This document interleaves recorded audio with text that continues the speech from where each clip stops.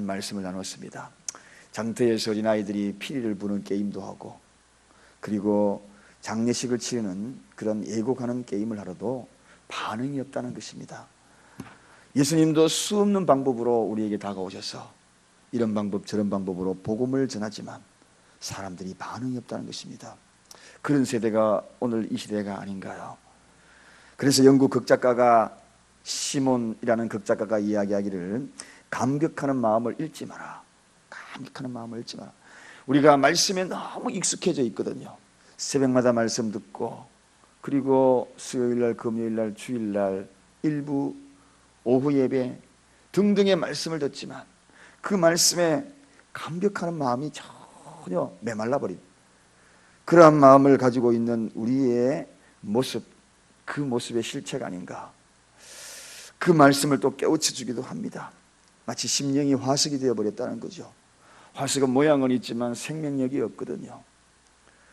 어떤 감격이라는 것을 맛볼 수가 없거든요. 진열장에 진열되어 있는 마네킹처럼 보이거든요. 그렇습니다. 예수님이 이제 오늘 이러한 이 세대를 바라보면서 참으로 안타까이 여기며 끝까지 그런 삶을 살아가는 자들을 거부하겠다. 그래서 오늘은 제목이 예수님이 왜 바리새인을 거부했는가. 끝까지 하나님의 말씀에 감격이 없고 화석 같은 인생을 살아가는, 말씀을 거부하는 그들을 향하여서 어쩔 수 없이 예수님도 거부해야만 되는 그러한 안타까움을 오늘 본문에 소개하고 있습니다. 세례요한은 세례요한대로 복음을 전하는 이 세례요한을 귀신 들렸다라고 이야기하질 않나. 또 세리와 죄인에게 사랑을 베풀고 있는 예수님을 죄인의 친구라고 거부하질 않나. 이러면 이러고 저러면 저러고, 그러한 바리새인들의 모습. 그래서 예수님은 그들에게 여러 가지 다양한 방법으로 복음을 수용할 것을 권면하고 또 비유하고 그렇게 했지만 끝까지 거부하는 그들.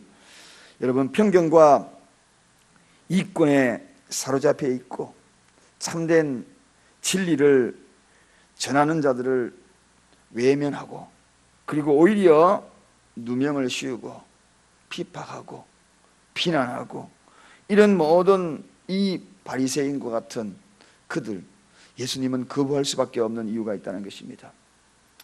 어떤 알코올 중독자가 이 술을 끊어야 되는데, 물론 예수 믿고 술을 끊었대요. 그게 결코 쉬운 일이 아니었답니다. 그런데 그 술을 끊기 위하여 이 방법 저 방법 아무리 다 써도 술을 끊을 수가 없었던 거죠. 근데 어느 날 아침부터 이 술이 생각나고, 그리고 마시고 싶고, 그런데 배도 출출한 그 시점에 술집 앞을 지나게 되었습니다. 근데 술집 가기 전에 한 10m, 20m 가기 전에 이런 문구가 걸려 있는 겁니다. 1달러만 내면 마음대로 우유를 마실 수 있습니다. 그렇게 나오는 거예요. 1달러만 내면, 한 돈 1,000원만 내면 마음대로 우유를 마실 수 있습니다. 그래서 거기 들어가가지고 배도 출출하겠다, 실컷 먹어버렸어요. 1,000원 주고 그냥 배 터지게 먹어. 그리고 난 다음에 이제 한 10m 지나가지고 자기가 원래 마시려고 했던 그 술집에 딱 쓰다 보니까 배가 불러 도저히 먹을 수가 없거든요. 오늘은 내가 배가 불러서 도저히 할 수 없어. 그러면서 그 술집을 지나치게 됩니다. 그러면서 머릿속에 언뜻 떠오르는 생각이 들죠. 내가 우유가 배부르니까 술이 마시기 싫네. 술 들어갈 곳이 없네. 그가 이제 크리스천이었기에 언뜻 생각나는 거죠. 성령 충만, 성령 충만. 수시로 성령 충만이라는 이야기 들어봤는데 이것이구나. 그렇습니다, 여러분. 성령이 충만하면 세상적인 것이 들어올 수가 없는 겁니다. 말씀 충만해 있으니 세상적인 것이 들어올 수가 없는, 이미 배부른데, 이것으로 배부른데. 성령 충만이 왜 성령 충만인가? 세상 것들이 들어오지 못하는 그러한 모습. 그러니까 우리가 성령 충만의 증거는 뭐냐? 많은 사람이 성령 충만에 대해서 이야기를 합니다만 성령 충만의 증거가 뭐냐? 세상 것이 못 들어온다는 겁니다. 성령이 충만되어 있으니 세상 것이 못 들어오니 이게 성령 충만. 내가 예수를 믿지만 아직도 세상이 좋은 것이 왜 그런가? 그것은 바로 성령 충만하지 않아서 그렇다는 거죠. 성령만 충만하면 이게 배부르니까 물끄러미 지나보고 스치고 지나가는 겁니다.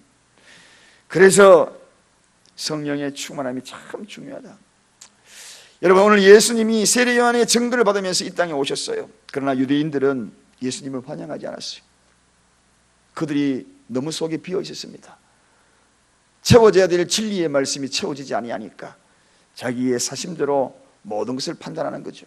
말씀으로 가득 채워지면 말씀의 눈으로 바라볼 수밖에 없고, 십자가의 은혜로 가득 채워지면 십자가의 은혜로 바라볼 수밖에 없고, 무엇으로 사람이 채워지는가? 그 채워짐으로 바라보는, 사랑으로 가득 채워지면 사랑으로 바라볼 수밖에 없고, 긍휼로 가득 채워지면 긍휼로 바라볼 수밖에 없고, 그들이 채워지는 것은 욕망과 욕심, 이런 것들로, 기득권, 이런 것들로 채워지니 그런 눈으로만 바라볼 수밖에 없는 겁니다. 그거로 바라보니까 예수님이 오시면 자기의 기득권이 뺏길까, 이런 것들로 생각하니 두려운 겁니다. 사랑하는 여러분, 어찌하든지 간에 우리는 성령 충만해요. 말씀으로 채우십시다. 사랑으로 가득 채우십시다.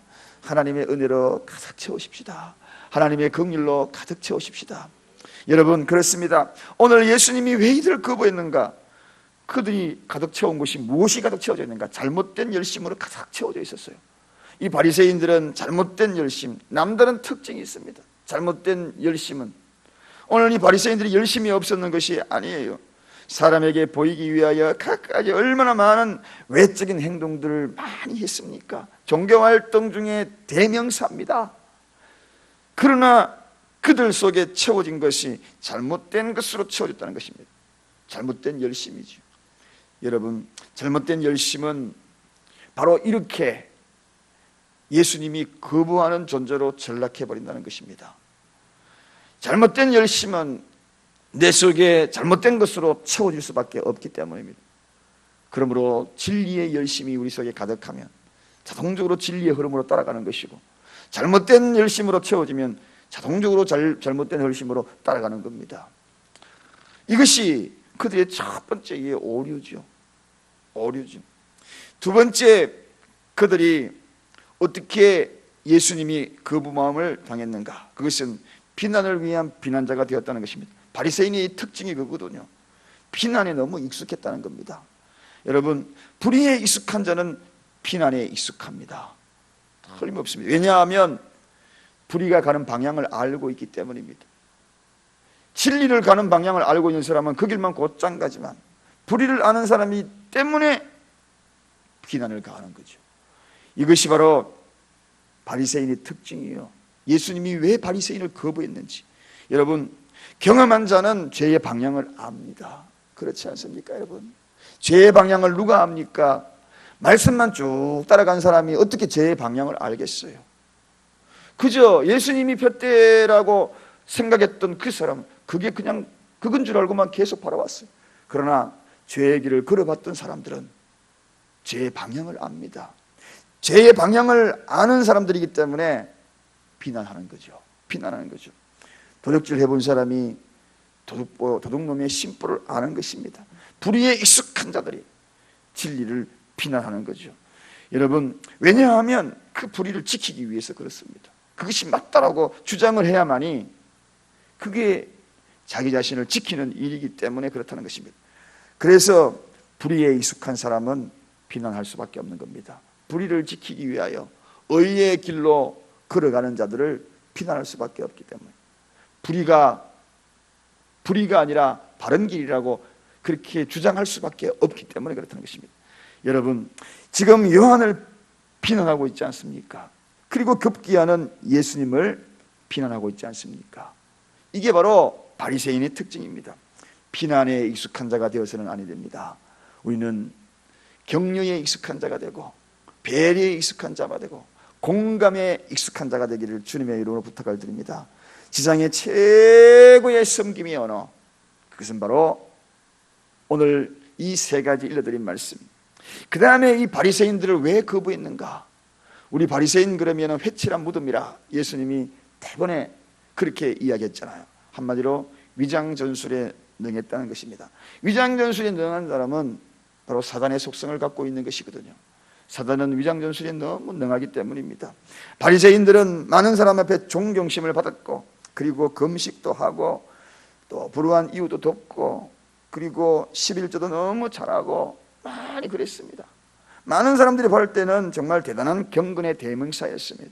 그러나 경건의 모양은 있지만 경건의 능력은 없는 그런 자들이었다는 이야기입니다. 윗선의 아성을 지키기 위하여서 요한을 비난하기 시작을 했고, 그리고 핍박하기 시작했고, 급기야는 예수님을 비난하고 핍박하는 그런 자들이 되었다는 것입니다.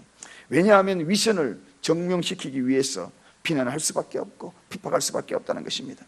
사랑하는 여러분, 오늘 예수님은 이런 바리새인을 거부할 수밖에 없는, 그래서 수없이 이 바리새인을 향하여서 얼마나 많은 이야기들을 성경에 기록해 놓았습니까? 성경에 많이 기록했다는 것은 그만큼 기회를 줬다는 거죠. 그만큼 저와 여러분에게도 기회를 주었듯이 이 바리새인에게도 참 많은 기회를 줬다는 것입니다.